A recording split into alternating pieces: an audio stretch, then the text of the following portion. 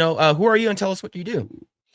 Uh, depending on if it's my tax or my friends, pop culture analyst and commentator. I'm someone who watched a lot of Gary and Drinker and Az back in the day and heard them say that you should do this if you feel passionate about it and you want to do it. And then Nerd Wars, if you're familiar with him, was making documentaries, The Nerd War on Woke. And that he put a clip of all the people that I was watching to some really fired up music. And I was like, that's it.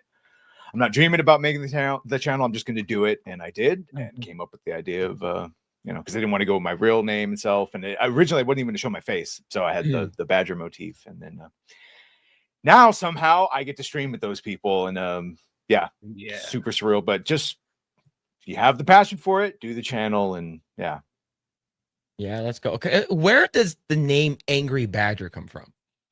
Well, I always called my room the Badger Den because my family they had like an animal prefecture like nickname thing, and they wanted me to make one. I was like, I don't know, this is like a den, it's dark, it's my Badger Den.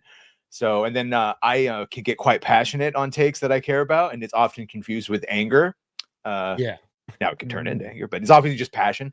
And so I just let's just call it the Angry Badger. So I'll get an excuse for being super passionate all the time. All right, cool. So, how did you end up getting in touch with Film Threat and Chris Gore and stuff like that?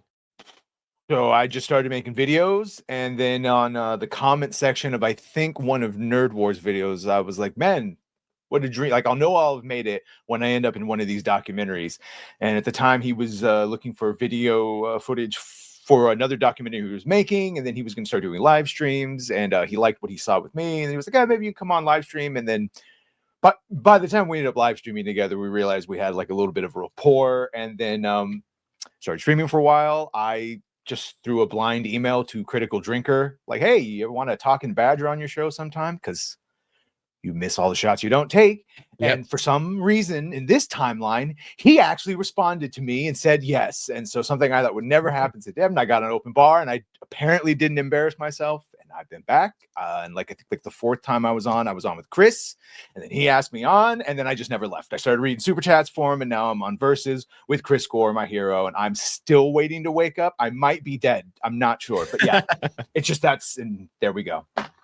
Yeah, it's surreal, man. It's like the fact that we're in such an unfortunate space where people who are like, oh yeah, sure, we'll give you a shot. This will never happen in Hollywood, right? It's a random person online. Oh yeah, let's have you come on to our set or something. Oh, or a celebrity coming on to your live stream or something like that. I think about that too, because I wanted to be in Hollywood and voice acting and act, but I would have been screwed.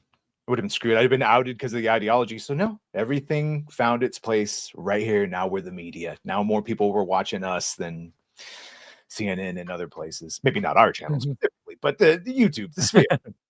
Yeah. Thank you, everyone. The mods dropping the link to his channel, and it's his channel is also pinned in the comment section, so go ahead and check that out. But yeah, it's awesome to get to have you on, man. It's it's whenever we get to talk to you, you have a lot of knowledge. Oh wow, he has a lot of really interesting takes, and it actually makes a lot of sense, and it's actually really cool to get to hear. I think that's where our I guess you would say our line of work it's really awesome, is because everyone has different opinion, but people can still be civil with one another, right? Exactly. Yes. Right? That's what used to frustrate me the most, is because I'd be watching all these different streams, and everyone would have a little bit, and sometimes someone would say that something that someone else had already cleared up, and it's man, we just need someone who I don't know, who just knows and understands this stuff, can very clearly explain it, because we're fighting about dumb shit when there's plenty of stuff to actually, and then that's just how you start making channels, I guess. And it's great. It's been great. The reception from everyone's been, I just live in gratitude. It's really awesome. Gary, really, I was radicalized by Gary. So I follow a lot of what he, about, to make sure your audio is good, and, paid attention to all his stories of what not to do. And it's worked out so far.